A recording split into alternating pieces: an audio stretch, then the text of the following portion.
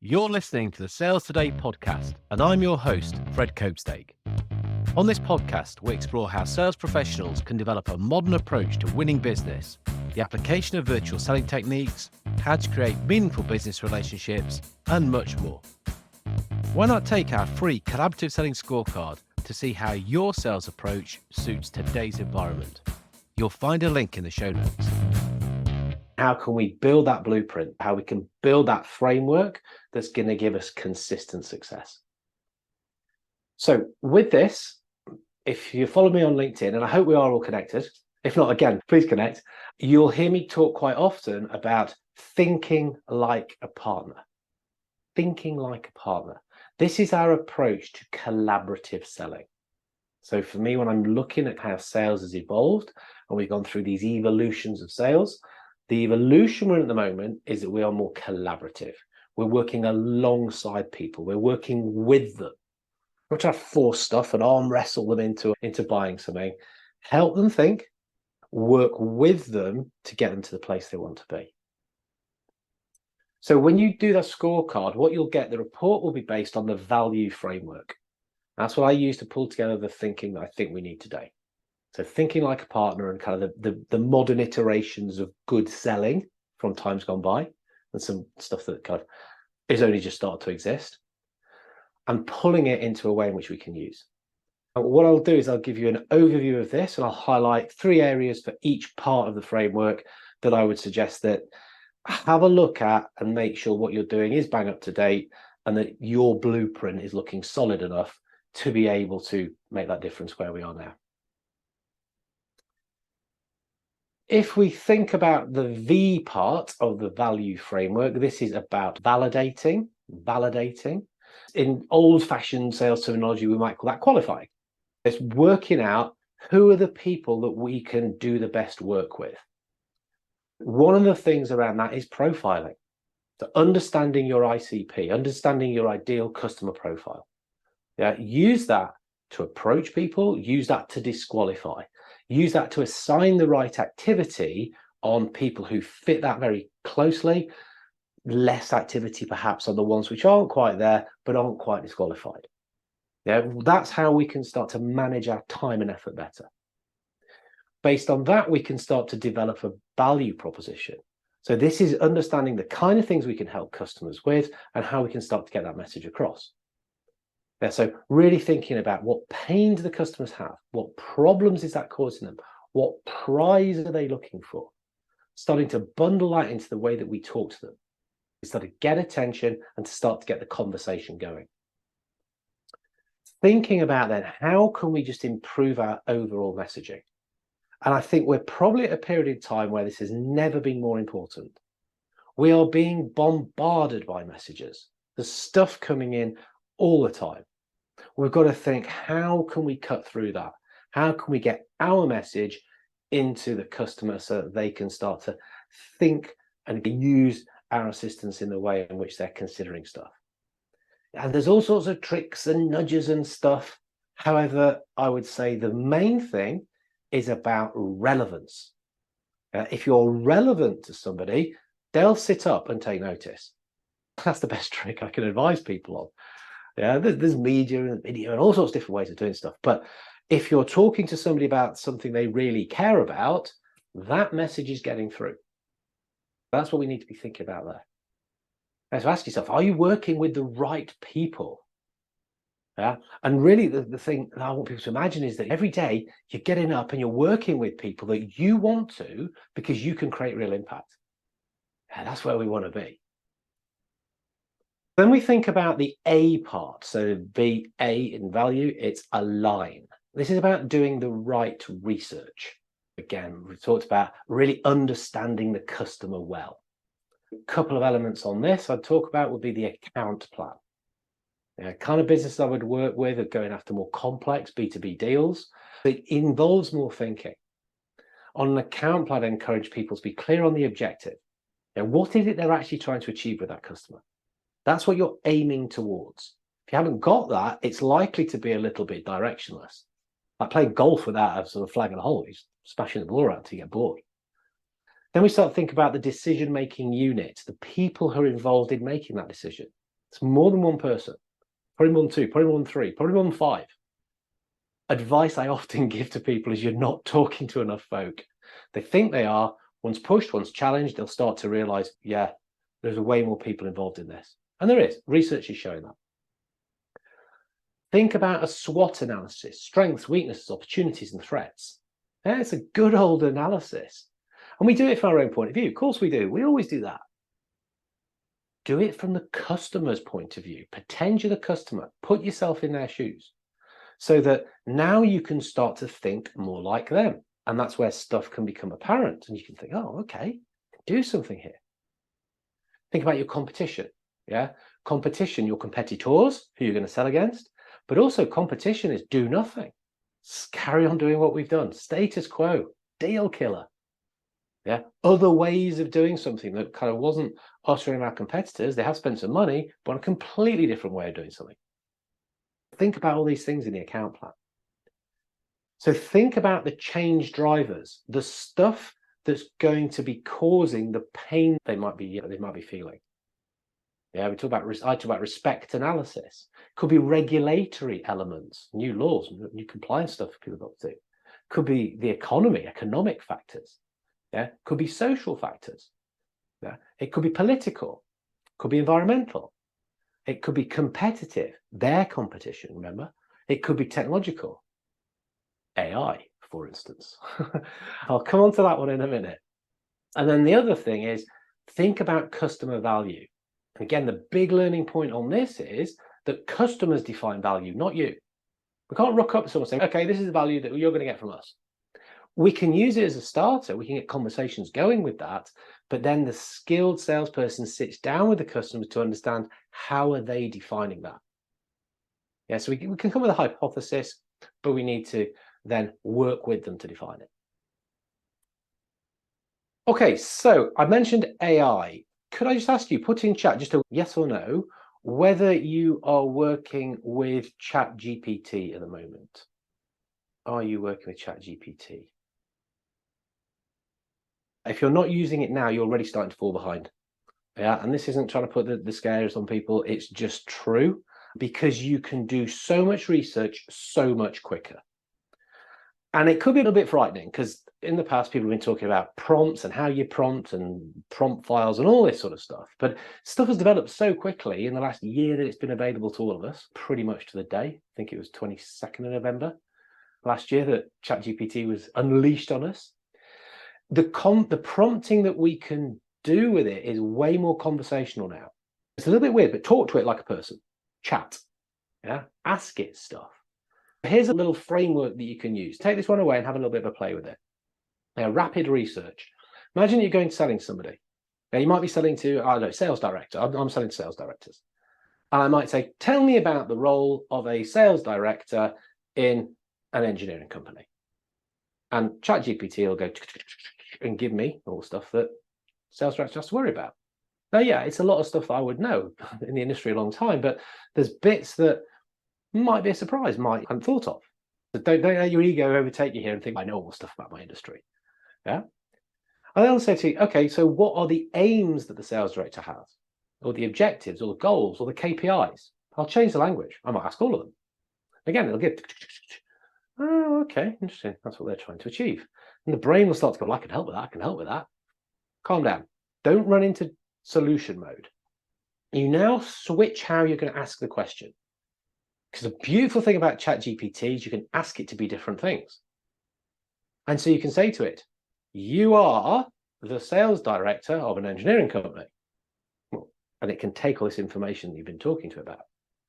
Tell me, what are the pressures that you feel on a day-to-day basis? There we go. It's going to give you some information. Oh, interesting. I'm now starting to get into my target customer's head. Tell me, what are the impacts on you of those pressures? Your professional life, your business life, your personal life. Again, it's going to give you a lot of this information that we would probably try to get out of the conversation. But if we're forewarned, we're forearmed, and we can then start to build up ideas of how we can go and talk to them, how we can get the meeting, how we can get the meeting going at a deeper level faster. And then the last part of the rapid is dream. So what are the dreams? What are the ambitions? What's the perfect thing for the sales director? Just that will give you, in about 5 minutes, so much insight. Some stuff that you know, some stuff that you might not have known, some stuff that you might think, that's a bit strange. Is that true? Remember, sometimes AI does hallucinate. That's where you use your human intelligence. And we can take that and think, I'm in a better position than I've ever been because I'm starting to use this stuff, which has got access to so much information to help me get my head around things, to go and do a better job helping other people get their head around it. Tons of uses for selling with AI. It's something that I am looking at, but I want to keep moving on and thinking about L, leverage. It's just having the right conversations. So thing here is about bringing that insight, interesting information, interesting perspectives, a way in which you can shine a light on something they might not have thought about. Bring that hypothesis, those assumptions, those thoughts that you've got to the table. Our mate Chat GPT can help us to build those. And then, of course, questions. Questions are a salesperson's friend. Always will be. This is the human side coming into play now. The human side ain't going to go away on those bigger deals. We need to talk to other human beings. Our questions help people to think. Have I mentioned that before? Okay, open questions, closed questions, probing questions. Use TED. Tell me, explain, describe. Good way of getting someone to open up. Hypothetical questions. If you were doing this. Summary questions. Okay, so what you've told me is questions where we've really thought about what it is that we want them to think about using that hypothesis. Again, thinking about how we can bring those to the table. And then having a meeting structure which helps us keep that discipline. Because if we've done a lot of this research and we know we can do stuff, we're desperate to tell people, then we go into that bad sales behavior.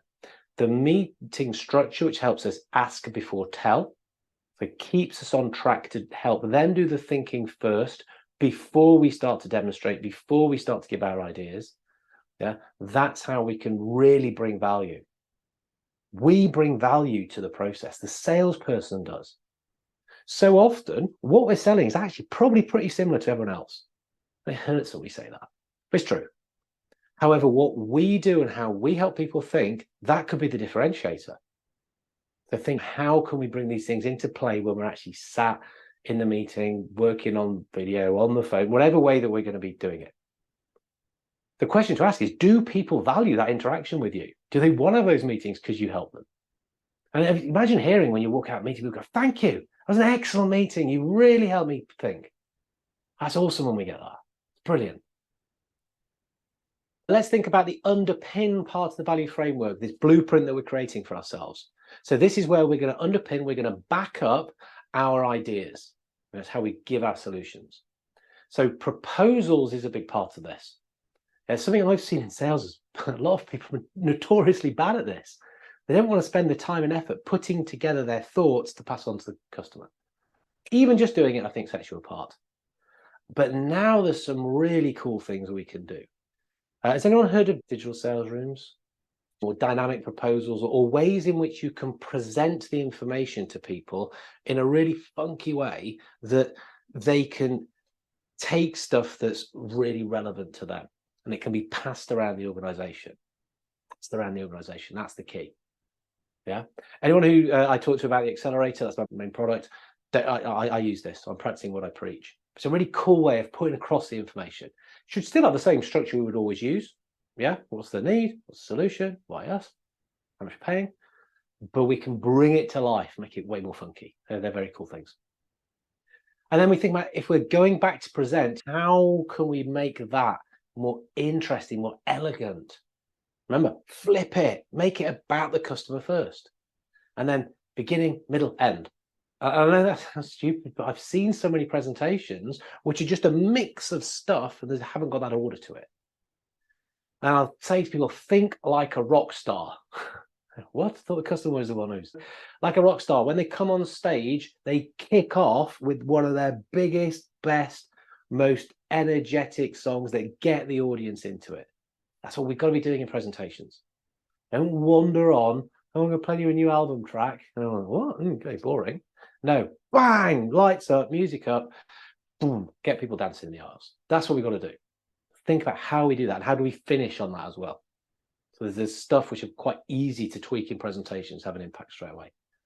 And stories. People love stories. Human beings conditioned to stories. And it's a whole subject in yourself. But making the customer the center of the story, the hero of the story, smart way to be presenting information. And we're wired for that. And we sell to the emotions. We move on to evolve. It's the last part of the framework. This is about how we build relationships, how we take the business to the next level. This is about delivering on promises, delivering on outcomes. Yes, the outcomes. What are we selling? We're selling results. Yeah, so customer success. I love the fact that this is now in many companies, it's a whole department which is there to make sure they get what we've promised them. How are we doing that? What are we doing to review to make sure that they are getting value from what we do? I upset people quite often by saying quarterly business reviews are a waste of time because you only talk about the stuff that you have delivered, that you promised anyway. But the value review, quarterly value review, is something that you can really start to dig deeper into what we're doing well, where can we do stuff better, and get it as a senior level decision makers involved. And then relationship building, and have a contact plan. Don't be out of sight, out of mind. Think about how can we use social media? How can we keep doing stuff so that people remember who we are and what we do? Not in an attention-grabbing way, but giving useful stuff. Has this been helpful for you? Has it been helpful? Hope it's a close question, isn't it? I need a yes or no on that. All right then, who is going to apply the thinking? I'm using a Cialdini influence technique, aren't I? That you want to be consistent with yourself. If you say you're going to do it, you're more likely to do it. Let me give you a gift to help you with this. Okay, what I'm going to do is I'm going to give you the outcomes that when we're running training courses, we will base the sort of biggest piece of training we do around. So we have 6 parts to a program. We talk about why we need to collaborate. We set the mindset, we do stuff right. We talk about some of the tactics. Think about thinking like a partner, looking at tools that we can bring into play to help people implement. Implementation is better than information, has to be. Then we look at the validate piece. I talked about profiling. I talked about the value prop. Talked about the kind of activity we can use in building the business, emailing, video, cool ways to outreach. But then we talk about alignment. We talk about that research. I talked about the account plan. There are the elements in it. The value proposition as a tool, the value pyramids, to look at how you can talk about the value which is relevant to people at different levels of the corporate pyramid. Those change drivers we talked about. Even we talk about personal brand or reputation. Leverage, those meetings I talked about, preparing, structuring them, questioning skills, getting better discussions, helping customers think. I mentioned it. Yeah, doing that virtually as well as we can do it in the room. Underpin, talked about proposal documents, getting those presentations more stimulating. Yeah, visual aid, storytelling, customer hero, dealing with FUD, handling objections. It's all things that if we're understanding how to do this, we can put a little tick against that and say, yes, I'm comfortable that our sales process deals with this. This is what your blueprint will start to do. Yeah. Then how do we evolve? So about negotiation in that piece, usually getting those beneficial outcomes, then that plan to build relationship. This is all about having a speed to competence, yeah, or a steep learning curve. Quite often people will say, oh, it's a steep learning curve, like it's a bad thing. Well, no, it's a good thing. You get better, faster and smoother. That's what we want. We want to get a quick start. Thank you for listening to the Sales Today podcast with me, your host, Fred Copestake. I hope you've enjoyed what you heard today. If you did, please get in touch and hit subscribe. And remember, you can take the Collaborative Selling Scorecard for free to check out how your sales approach works in today's environment. You'll find it in the show notes.